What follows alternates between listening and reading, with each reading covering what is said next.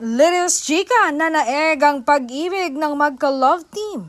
Inayos ang gusot. Sa gitna ng mga nagsisilabasang isyo, haka-haka, espekulasyon ngayon tungkol sa magkasintahang Donnie at Belle.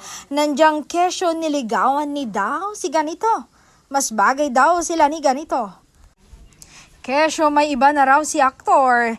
Nahiwalay na sila para sa amin. Sobrang good news ang nakarating sa aming balita. Ayon sa aming source, totoo naman daw na bilang magkasintahan ay nagkaroon naman talaga ng ilang di pagkakaunawa ng dalawa. Pero ang maganda, nagawa rin nilang mag-usap at may ayos ang kung anumang siguro na hindi nila pagkakasundo.